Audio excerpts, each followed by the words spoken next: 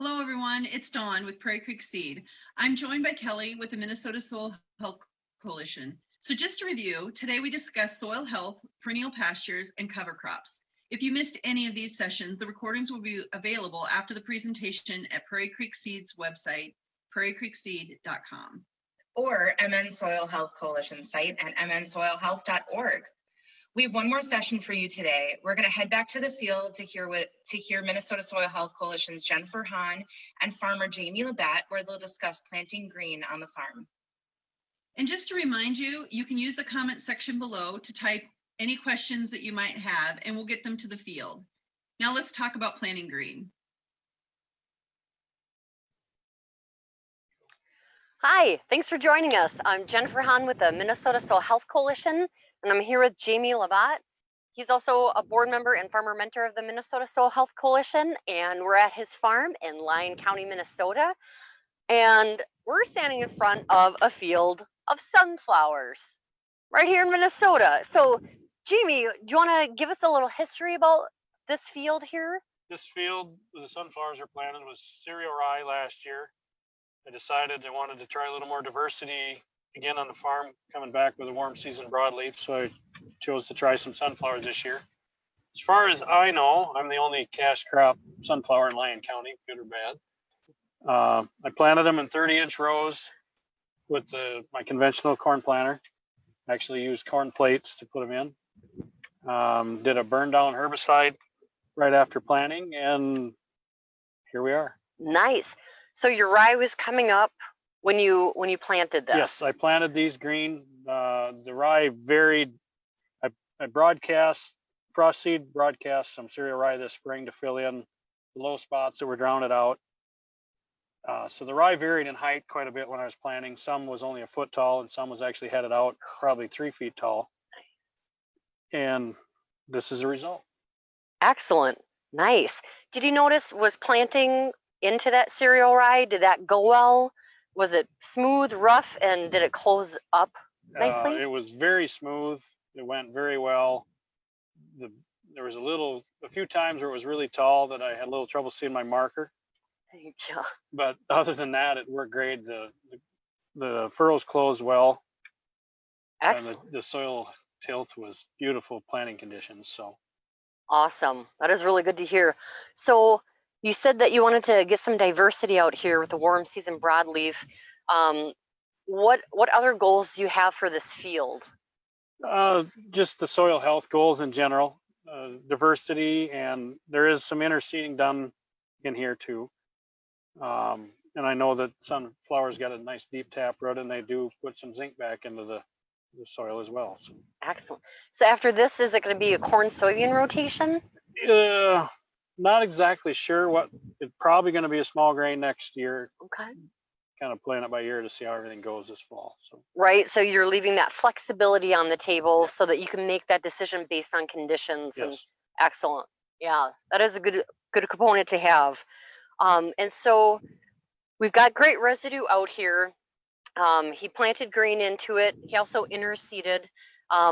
Obviously, with the sunflowers being this tall, we're not going to take you right in. So what we did is that we took the residue out to you guys. So we dug some of this. You want to see that one? And we'll show you the different degrees of residue out there. So what we have is nice big pieces of residue, and you can see on them that they are being shredded. But besides having all these big pieces, Jamie noticed we have a lot of small pieces. And what that is, that's a shredding action of his soil biology. So we have critters out there working on this to decompose it and to release the nutrients that are bound up into there. And as Jamie knows, getting diversity above ground brings diversity below ground.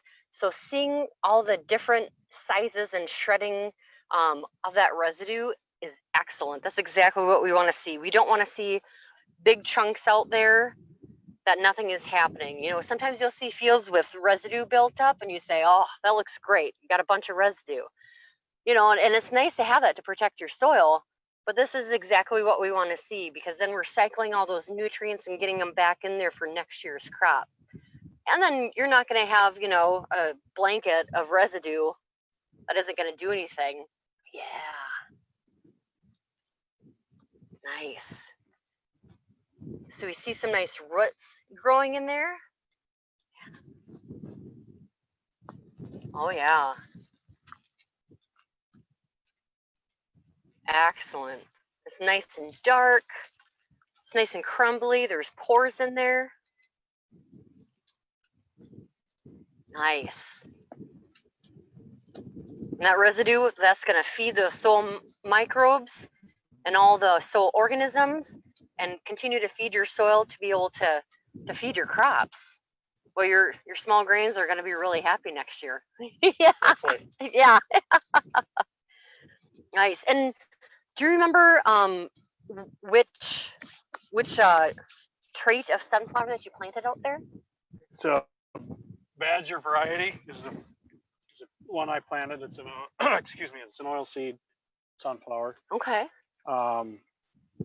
It started with about 8.5 tons per acre of cattle manure for fertility, and then I added another 35 pounds of urea when I interseeded. So.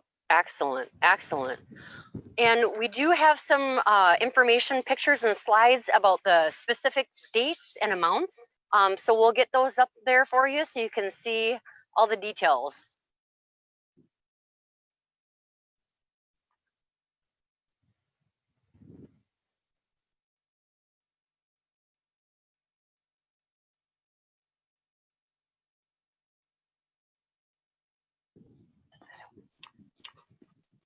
Okay, planted this May 31st.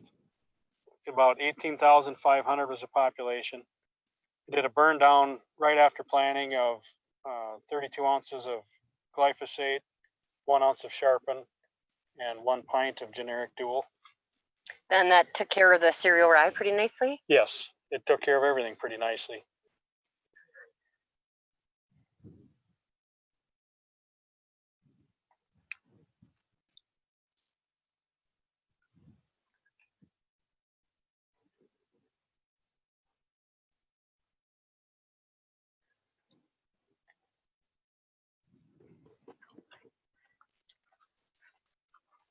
So we have really nice residue out there, you know, end of July.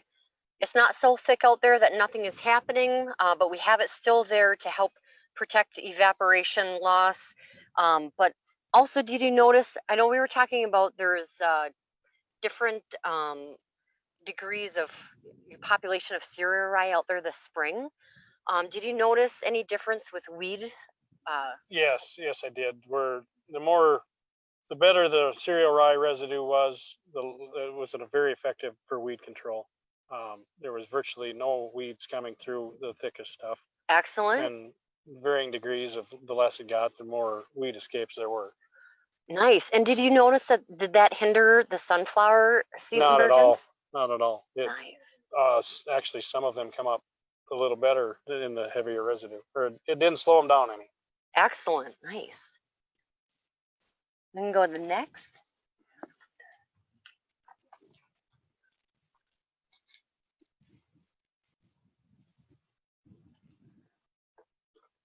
Here you can see what it looked like earlier in the year, much shorter than it is today.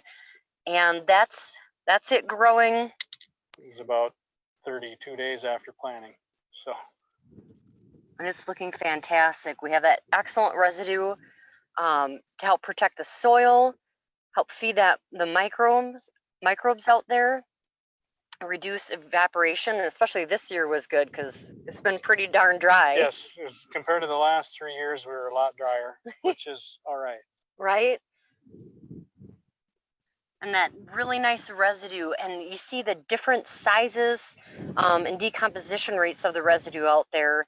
That's really key to be able to, you know, we can't see all those little soil critters very easily. So one clue is by looking at our soil residue to get an idea of what's actually happening out there.